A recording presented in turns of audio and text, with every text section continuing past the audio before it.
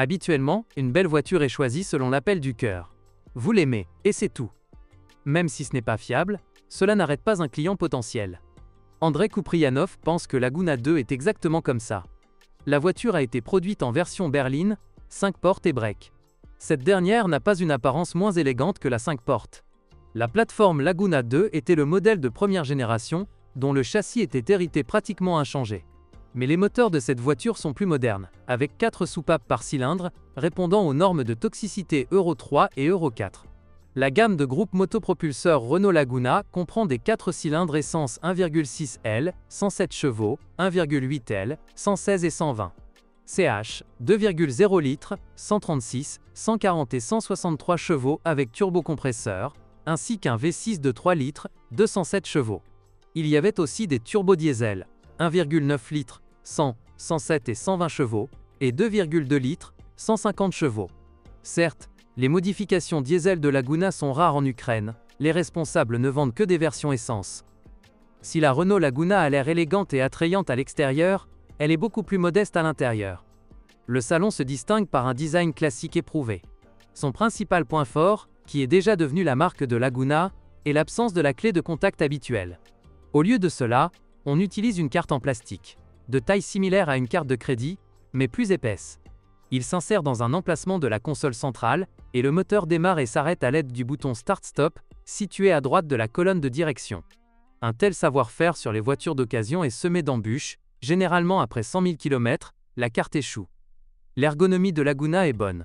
Le siège conducteur avec un soutien latéral prononcé et une large gamme de réglages est confortable pour une personne de toute taille et de toute corpulence. Le volant est réglable dans 2 directions. Certes, la banquette arrière est située assez haute. Les passagers de grande taille poseront leur tête contre le plafond. Seules 2 personnes seront vraiment à l'aise dans la galerie, mais l'espace pour les jambes est suffisant. Un autre atout de la Renault Laguna est son équipement de base assez riche. Par exemple, les versions ukrainiennes, version authentique, étaient déjà de série avec l'ABS, le système de stabilisation, les airbags frontaux et latéraux, les vitres avant et les rétroviseurs chauffants électriques, la climatisation et un ordinateur de bord. La version dynamique, quant à elle, était complétée par des phares anti-brouillard, des jantes en alliage, des cerveaux de lunettes arrière et des sièges avant-sport. La configuration suivante se distinguait par des inserts d'aspect bois et une climatisation au lieu de la climatisation. Et la version supérieure comprenait un radar de stationnement arrière, des lave-phares et un régulateur de vitesse. La conception des moteurs Laguna présente des spécificités connues des mécaniciens de service spécialisés chez Renault. Par exemple, les pignons de distribution sont dépourvus de marque et le vilebrequin est dépourvu de clé de verrouillage, de sorte que même une opération aussi simple que le remplacement d'une courroie de distribution est effectuée à l'aide d'outils spéciaux que les mécaniciens de garage ne peuvent tout simplement pas se permettre. Notez que pour tous les moteurs, entre 60 000 et 70 000 km, le roulement de la pompe se bloque.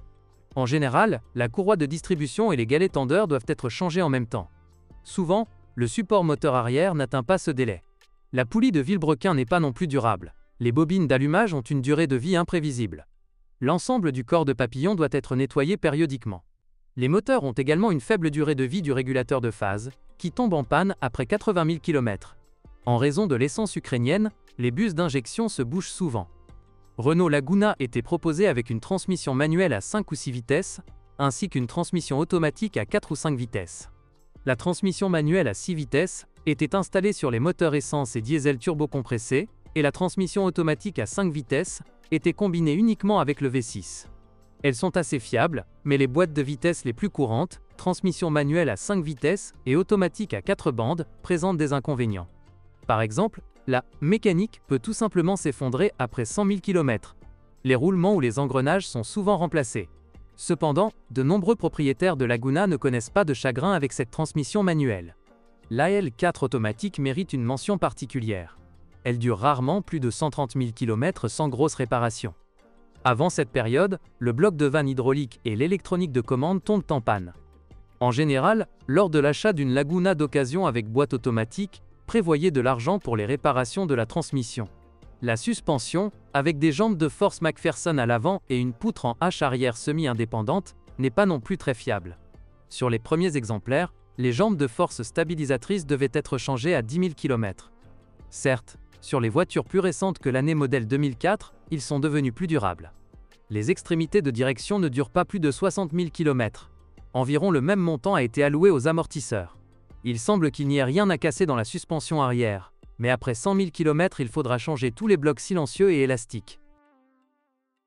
Bonjour les amis, vous cherchez une voiture d'occasion? Vous devez prêter attention au site web carm.pro. Carm.pro est grand catalogue de voitures, moteurs, boîtes de vitesse. Et le meilleur, c'est que vous pouvez trouver des informations sur les pannes de n'importe quelle pièce, complètement gratuit. Allez sur le site web carm.pro et découvrez tous les éventuels points faibles des voitures d'occasion.